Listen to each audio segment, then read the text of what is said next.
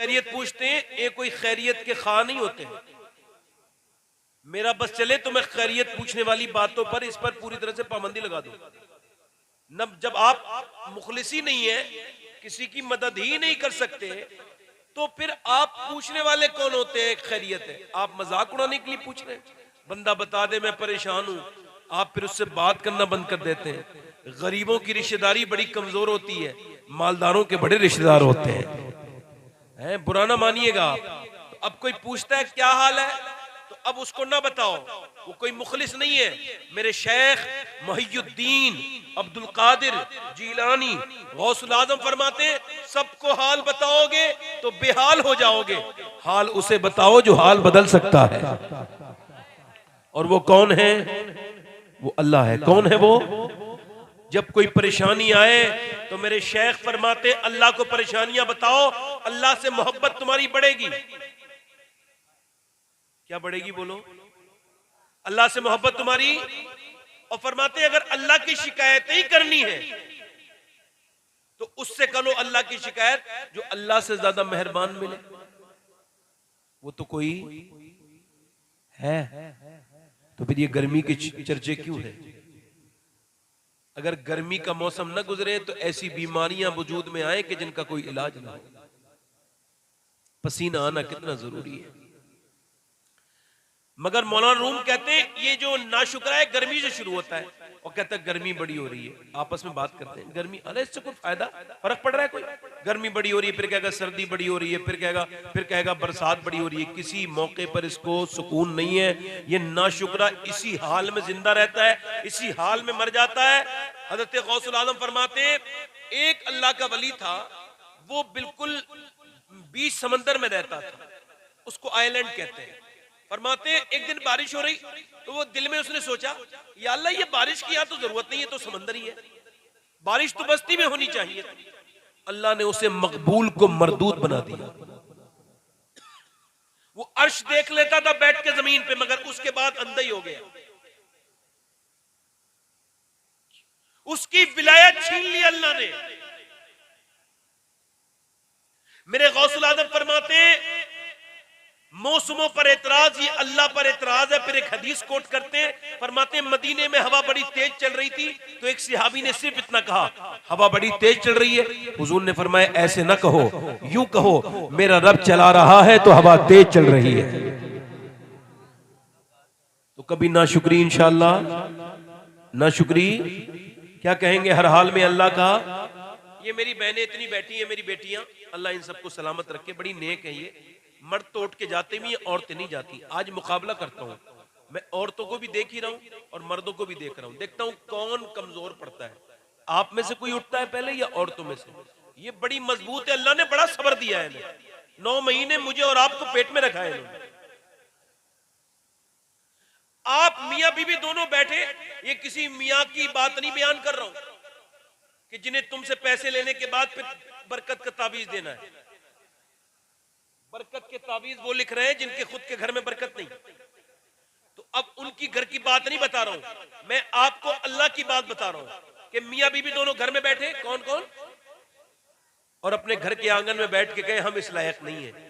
अल्लाह ने बड़ा नवाजा, औलाद भी दी, खाने को भी देता है, उसका बड़ा शुक्र है। दोनों मियां बीवी ऐसा 1 महीने कर ले, उसके बाद हालात बदल के ही रहेंगे, क्योंकि अल्लाह फरमाता है लाइन शकरतुम ला अज़ीदन्नकुम, तुम मेरा शुक्र करो मैं तुम्हारी नेमतें बढ़ाता चला जाऊं। नेमतें तुम्हारी बढ़ाता, आप शुक्र शुरू कर दो, जिंदगी बदल जाएगी आपकी। अल्हम्दुलिल्लाह मेरी तो बदल गई, आप भी बदलिए अपनी। शुक्र अदा करने से बदलती है। हर नेमत का शुक्र अदा कीजिए। जैसे कोई तकरीर करता है तो वो अपनी तकरीर का ही शुक्र अदा करे, है ना। कहां चले भाई, कहां चले? ये रात में तकरीर करने का ये नुकसान है कि लोग ऐसा समझते हैं कि ये मौलाना जो है ना वो अब इतनी रात में बैठे हैं, इतनी देर तक बोलेंगे भी। अच्छा आप मुझे बताइए,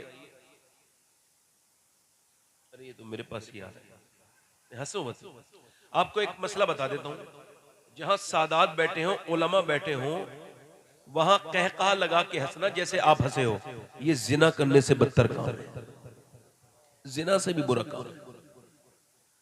मैं आपको माशाल्लाह हाजिर खिदमत हूँ। हमारे सैयद शाफे साहब का हुक्म पर मैं हाजिर हूँ। हमारे सैयद खालिद साहब क़िबला तशरीफ रखते हैं। इनके वालिद ने इस इलाके में बड़ा काम किया है। इस इलाके के सही मानों में जो पीर है इनके वालिद ही। उसकी वजह यह है कि जो दीन सिखाए वही पीर है, जो नजराने लेके चला जाए वो थोड़ी पीर है। बात थोड़ी कड़वी है मगर बात तो हकीकत है। हमने उलमा को इज्जत नहीं दी, हालांकि उलमा ही इज्जत के लायक है। उसके बाद अदर पर्सन होते हैं। तो हमारे जनाब क़िबला हजरत मौलाना अशरफ बिलाली साहब क़िबला की निजामत, ये बड़ी जबरदस्त किस्म की निजामत करते हैं। अल्लाह ताला इनकी उम्र में बरकत अता करे। ये बच्चा हमारा आजम, इसने बड़ी अच्छी नात शरीफ पढ़ी। अल्लाह इसकी आवाज में और बरकत, बाअदब है बच्चा ये। हालांकि मैं कोई इस पर प्रेशर नहीं डाल रहा था, ये और भी पढ़ सकता था, बच्चा है और ये और भी पढ़ सकते थे आजम, मगर इन्होंने मेरा ख्याल किया ऐसे लोगों को अल्लाह दुनिया और आखिरत में नवाजता है। बाअदब बानसीब, बेअदब बदनसीब। वरना कोई टाइम ले रहा होता है ना कि हजरत बैठे हैं इस वजह से मैं दो शेर और, तो हजरत सब जानते हैं भाई। आप क्या समझ रहे हो, बेवकूफ है क्या? है ना, जल्द से कराया करो, जल्दी खत्म कर लिया करो। ये 4-5 लोग चले गए थे, ये भी आ गए। अगर आप कहें तो 2-3 शेर पढ़ दूं मैं भी। इजाजत है? इजाजत? दोनों हाथ उठा के बोलो कितने लोग सुनोगे? माशा। अच्छा एक बात बताऊं आपको, मैं गौस पाक की मनक़बत पढ़ रहा हूं। क्या पढ़ रहा हूं? गौसुल आजम की क्या पढ़ रहा हूं बोलो?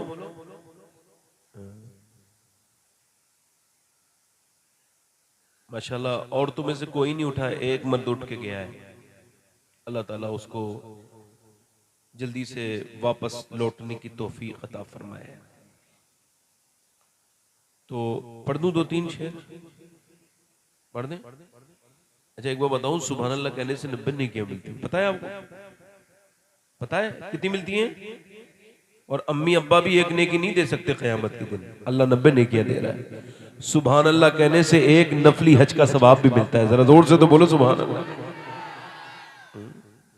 और आप तो माशाल्लाह हुजूर का तो बात ही अलग है। सरकार कभी मदीने में गए तो सहाबा ने हुजूर को किसी पूछा नहीं किधर है हुजूर, और वो क्या करते थे सहाबा कराम? जब हुजूर को ढूंढना होता था तो नाक का इस्तेमाल करते थे, मतलब सूंघने लगते थे। जिस गली से खुशबू आती थी उसी गली की तरफ चलते रहते थे। गली से पहुंचते पहुंचते वही खुशबू हुजूर तक पहुंचा देती थी। मेरा इमाम बरेली से कहता है, क्या महकते हैं महकने वाले, बू पे चलते हैं भटकने वाले। तो मैं मनक़बत तो इंशाल्लाह मैंने पढ़ देनी है, मगर 1-2 नात शरीफ के शेर पढ़ देता हूँ। मुझसे किसी ने फरमाइश की तो पढ़ रहा हूँ, वरना पढ़ता नहीं, मौका नहीं पढ़ने का। मगर मैं बहुत जल्दी पढ़ देता हूँ और अल्लाह का फजल है 2-3 ही शेर पढ़ूंगा। माहौल के हिसाब से मुझे शेर भी याद नहीं आते, अल्लाह का करम है। मैं जैसे 2-3 शेर 4 शेर कहना उतनी पढ़ूंगा। तो जरा दिल लगा के, मैंने अभी 1 महीने पहले मदीने शरीफ में ये कलाम पढ़ा था, और मैं अल्लाह का शुक्र है मदीने हुजूर मुझे बुलाते रहते हैं, चूंकि मैं पैसे इकट्ठे नहीं करता था। हाँ, कुछ लोग बड़े चोर हैं, कहते हैं मदीने से बुलावा नहीं आ रहा, और कचहरी से बुलावे आ रहे हैं, जमीनें लिखवा दी, सुनार की दुकानों से बुलावे आ रहे हैं। झूठ बोलते हो, मालदार है, तेरी बैंक में पैसे भरे पड़े और कह रहा है कि मदीने के लिए। एक शायर को मैंने देखा, वो कह रहा था मेरा दिल तड़प रहा है और ये हो रहा है वो हो रहा है। मैं उसके घर गया तो कई लाख घर में लगे हुए थे, 15-20 लाख की कार थी। मैं कहा तुम मदीने नहीं गए अभी? बोले नहीं। मैं कहा फिर झूठ के बोलते हो मेंबर पे खड़े होकर तुम्हारा दिल तड़प रहा है?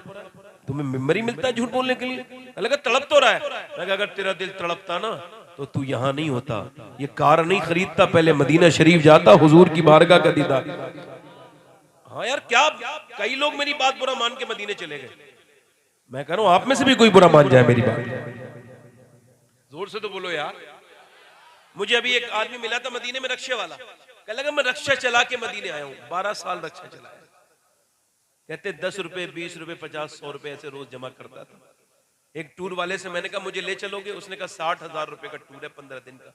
तो मैंने कहा मेरे पास तो 85,000 है, और उसमें से भी 100 रुपए कम थे। उसने मुझे एक्सेप्ट कर लिया, मुझ पर रहम किया। मैं अपनी बीबी से बोला मैं मदीने जा रहा हूँ। वो बोली मुझे छोड़ के जाओगे क्या? मुझे लेके नहीं जाओगे? तो मैं रोने लगा। मैंने कहा तुमको पता है मैं रक्षा चलाता हूँ, बड़ी मुसीबत से पैसे जमा किए थे, अब बताओ तुम्हें कैसे लेके जाऊं। तो वो अंदर गई और जो भी उसके थोड़ा बहुत जेबर था ना मैके का और मेरे यहाँ का, कहते दोनों लेके आई और बोली इस जेबर को बेच दो, मुझे मदीना दिखा दो, मैं जेबर मेरी कब्र में थोड़ी काम आएगा। ऐसे होते हैं जाने वाले, और नहीं जाने वाले तो मोबाइल खरीदते रहते हैं नए नए और कहते हैं मदीने से बुलावा नहीं आ रहा। तेरे पास टेलीफोन आएगा क्या मदीने से? मदीने कौन जाता है? मदीने वो जाता है जिसका दिल मदीने में हो। याद रखें, मेरा इमाम जब मदीने गए ना वे वापस आए तो फिर बरेली में कभी मिले ही नहीं। जिसने भी ढूंढा तो बरेली में नहीं मिले, ना अपने कमरे में मिले, ना अपने हुजरे में मिले, ना रजा मस्जिद में मिले, ना मंजर इस्लाम में मिले। उन्हें जब भी ढूंढा तो यही आवाज आई, हमें ऐ रजा तेरे दिल का पता चला व मुश्किल दरे रोजा के मुकाबिल वो हमें नजर तो आया, ये ना पूछ कैसा पाया, और जानो दिल होश व खिरत सब तो मदीने पहुंचे, तुम नहीं चलते रजा सारा तो सामान। पढ़ दूं 2-3 शेर? पढ़ दूं? दिल लगा के बोलो, दिल लगा के बोलो। नहीं, कोई मुझे पैसे न दे, आप ना मेंबर से कोई पैसे न दे, मैं इनका शुक्रिया अदा करता हूं। 2-3 शेर पढ़ता हूं।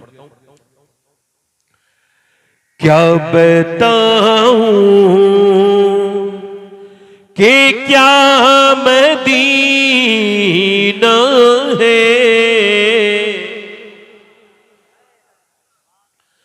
क्या बताऊं, क्या बताऊं कि क्या मदीना है,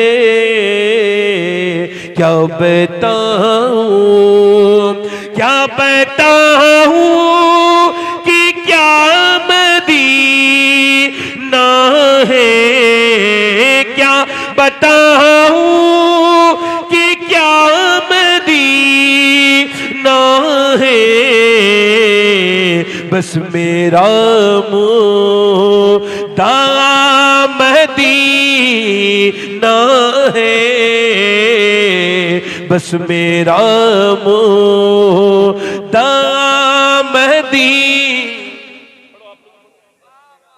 बस मेरा मुद्दा मदीना है।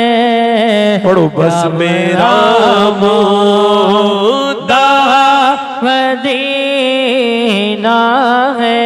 और दुनिया वाली तो दर्द देते हैं, दुनिया वाली तो दर्द देते हैं, दर्द दिल की दवा मदीना है, दर्द दिल की दवा मदीना है। क्या बताऊं कि क्या मदीना है, मेरा दावा मदीना है। उसकी आंखों का नूर तो देखो, उसकी आंखों का नूर तो देखो, जिसका देखा हुआ मदीना है। पूरा मजमा पढ़ो, जिसका देखा हुआ मदीना है, जिसका देखा हुआ मदीना है, मेरा दावा मदीना है। जब मदीना जाना आसान है तो लौटना मुश्किल है। अल्लाह आप सबको आमीन तो कह दो, अल्लाह आप सबको मदीना दिखाए। याद रखें, मदीना शरीफ से वापस आना बड़ा मुश्किल है। हाँ, मदीने से पलटना, मुझ गुनाहगार सा इंसान मदीने में रहे, बन के सरकार का मेहमान मदीने में रहे, याद आती है मुझे अहले मदीना की ये बात, जिंदा रहना हो तो इंसान मदीने में रहे। सुनहरे सब्ज गुंबद से बिछड़ना कितना मुश्किल है, सिमटकर एक नुक्ते पर बिखरना कितना मुश्किल है। आला हजरत फरमाते हैं वो तो दिल्ली का शायर था जिसने कहा था, दिल ही तो है नसंगुखेश, दर्द से भर ना आए क्यों, रोएंगे हम हजार बार, कोई हमें रुलाए क्यों। हाँ वो नहीं खुदा परस्त, चलिए वो बेवफा सही, जिसको हो जानो दिल अजीज, उसकी गली में जाए क्यों। मेरा इमाम बरेली से बोला, ओ गालिब क्या फालतू बातें करता है इधर उधर की। मेरा इमाम बोला, फिर के गली गली तबाह, ठोकरे सबकी खाए क्यों, और दिल को जो अक्ल दे खुदा तेरी गली से। वाह वाह वाह वाह, इधर ले आओ कुर्सी, इधर ले आओ, इधर ले आओ, वाह इधर ले आओ, इधर ले आओ, इधर थोड़ा सा, इधर इधर थोड़ा सा करीब आ जाओ, कुर्सी करीब ले आओ और बैठे रहना अब यहाँ पे बस। वाह वाह, अच्छा बैठ जाए। वाह वाह। आला हजरत के भाई अल्लामा हसन मदीने में चल रहे थे, चलते चलते पाँव में कांटा लग गया, खून निकला ना, तो आपने पाँव से कांटा निकाला, निकालने के बाद कांटे को चूमा और कहा, ए खारे मदीना पाँव से क्या काम तुझे, आ मेरी जान मेरे दिल में है रास्ता तेरा। दुनिया वाली तो दर्द देते हैं, दर्द दिल की दवा मदीना, और उठ के जाऊं कहाँ मदीने से, उठ के जाऊं कहाँ मदीने से, क्या कोई दूसरा मदीना है क्या कोई दो। मेरी तकरीर शुरू हो रही है, इनको कम कर दें थोड़ा सा, सैयद साहब क़िबला तशरीफ रखते हैं। मेरी तकरीर शुरू हो रही है, आखिरी मैं शुरू कर रहा हूं अपनी तकरीर। मेरा सवाल है पहला कि अल्लाह ने इंसान को क्यों पैदा किया, इस सवाल के इर्द गिर्द मेरी तकरीर को आज रहना है। अल्लाह ने इंसान को सिर्फ जमीन में खेत में हल चलाने के लिए, तो गैर मुस्लिम भी ऐसा करते हैं। सिर्फ खाने के लिए, जानवर भी खाते हैं। सिर्फ ऐश परस्ती करने के लिए, जानवर भी करते हैं। गैर मुस्लिम भी करते हैं। एक और थोड़ा कम करें भाई, अल्लाह ने इंसान को क्यों पैदा किया? आपने अपने घर में जितनी भी सामान रखे हैं, पंखा चलता है, हवा देता है, हवा के लिए बना है पंखा। आपके घर की प्रेस करने के लिए बनी है। आपके घर का चूल्हा रोटी बनाने के लिए, सालन तैयार करने के लिए बना है। आपकी वॉशिंग मशीन कपड़े धोती है। आपकी मोटरसाइकिल आपका सफर आसान करती है। आपकी बाइक आपका सफर आसान करती है। आपकी कार आपका सफर आसान करती है। आपका ने जो फ्लाइट बनाया इंसान ने, वो सफर आसान करता है। तो इंसान ने जो इंसान के लिए बनाया, वो सारी चीजें बामकसद हैं। तो क्या अल्लाह ने इंसान को बेमकसद पैदा किया? अल्लाह कुरान में फरमाता है, मैंने इंसान को आजमाइश के लिए, औरतों मर्दों को आजमाइश के लिए पैदा किया, इम्तिहान के लिए पैदा किया, अपनी इबादत के लिए पैदा किया। काहे के लिए बोलो? काहे के लिए? इंसान दुनिया में आया ताकि परखा जाए, उसकी जांच हो, कौन अच्छे अमल करता है, कौन बुरे अमल करता है, कौन माँ बाप को सताता है, कौन माँ बाप का एहतराम करता है, कौन अपनी आंखों को कंट्रोल में रखता है, कौन अपनी आंखों का कंट्रोल खो देता है, कौन अपनी आंखों का कंट्रोल खो देता है, कौन अपनी आंखों को, कौन जिना करता है, कौन जिना से बच जाता है, कौन हराम खाता है, कौन हराम से बच जाता है। अल्लाह ने इंसान को इस वजह से पैदा किया, कौन दुनिया में आके रब को भूल के फिरौन बन जाता है और कौन अल्लाह के सामने सजदे करता है। इंसान को पैदा करने का एक ही मकसद है। अल्लाह फरमाता है, मैंने तुमको परखने के लिए पैदा किया है कि तुम दुनिया में जाकर के कहीं अपने रब को न भूल जाओ। कुरान में बार बार कहता है, तुम्हें मेरी तरफ पलटना है, मेरी तरफ पलटना है। मेरे नबी करीम इरशाद फरमाते, मेरे आका इरशाद फरमाते हैं कि जब जन्नती जन्नत में चले जाएंगे तो जन्नतियों को जन्नत में कोई हसरत नहीं होगी, कोई अफसोस नहीं होगा। वो जन्नत है, जन्नत में अफसोस के लिए कोई जगह नहीं, हसरत के लिए कोई जगह नहीं, मगर जन्नतियों को भी एक हसरत होगी। जन्नत जन्नतियों को भी एक अफसोस होगा। अर्ज किया रसूल अल्लाह, जन्नत में जन्नतियों को क्या अफसोस होगा? इरशाद फरमाया उनको ये अफसोस होगा, काश जो वक्त हमने दुनिया में जाया किया उसमें अपने करीम और रहीम रब को याद कर लिया होता। यानी हमने तस्बीह पढ़ ली होती, अल्लाह का नाम ले लिया होता। जब आदमी मर जाता है, जब कब्र में जाता है तो कहता है मुझे छोड़ दिया जाए, मुझे इतनी मोहलत दे दी जाए, मैं 2 रकत नमाज पढ़ लूँ, मुझे इतनी मोहलत दे दी जाए, मैं एक बार अपने अल्लाह का नाम ले लूँ। मैं आपसे जो बात अर्ज कर रहा हूँ, मेरी बात पे बड़े ध्यान से मेरी बात को गौर कीजिएगा।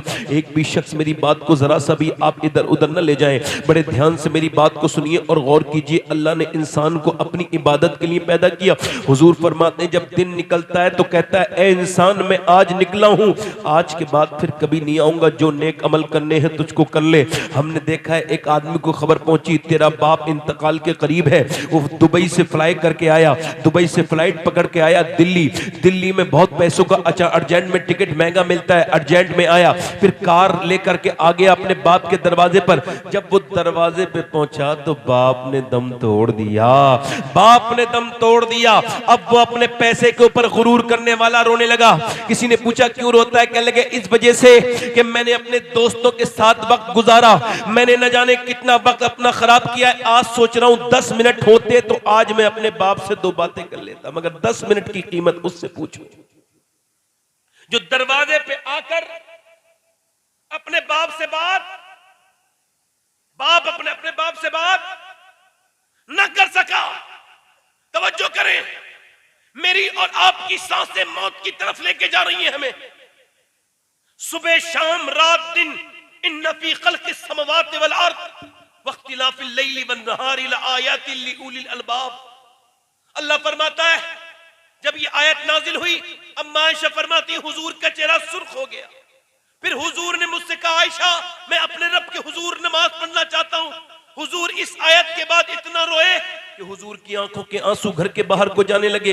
अम्मा आयशा कहती हैं बिलाल हबशी आए और कहा हुजूर आप इतना क्यों रोते हैं? मेरे हुजूर की आंखें सूज गई थी। मेरा इमाम कहता है आंखें रो रो के सुजाने वाले जाने वाले नहीं आने वाले, यानी हुजूर की आंखें सूज गई थी। पूछा हुजूर आप इतने रोते क्यों हैं? फरमाया रात मुझ पे ये आयत नाजिल हुई है कि जमीन आसमान की पैदाइश में और दिन का रात में और रात के दिन में होने में अल्लाह की निशानी है, मगर अक्ल वालों के लिए यानी ये जो दिन साफ सुबह शाम रात हो रहे हैं, हम सबको मौत के नजदीक करके चले जा रहे हैं, हमको सबको मौत के करीब करते चले जा रहे हैं। मगर मेरे नबी फरमाते आयशा मैं आज इस वजह से रो रहा हूं, ये आयत नाजिल हुई है, आपको बताओ कितनी सुबह हुई, कितनी शामें हुई, कितनी रातें गुजर गई। कभी कोई रात ऐसी गुजरी कि 2 आंसू गिरे हो अल्लाह के सामने? अल्लाह की नेमतें खाने वालों में आपसे पूछता हूं कभी ऐसा दिन गुजरा? नहीं, हम पर तो ऐसा कभी दिन नहीं गुजरा। और मेरे दोस्तों सुनो, अभी पड़ोसी मुल्क में एक लड़के ने सिंगिंग कंपटीशन वेरीफाई किया,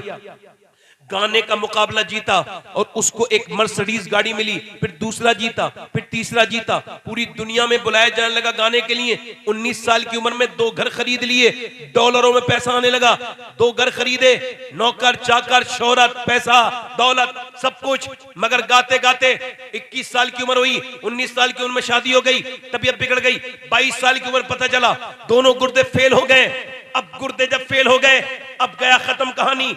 अब गुर्दे जब फेल हुए, अब गुर्दे 1 महीने में तकरीबन 30-35 हजार रुपए लगते हैं। जब डायलिसिस होता है यानी मशीन वो काम करती है जो गुर्दे काम करते हैं, यानी गुर्दे काम नहीं करे और तब पता चलता है गुर्दे कितनी बड़ी चीज है।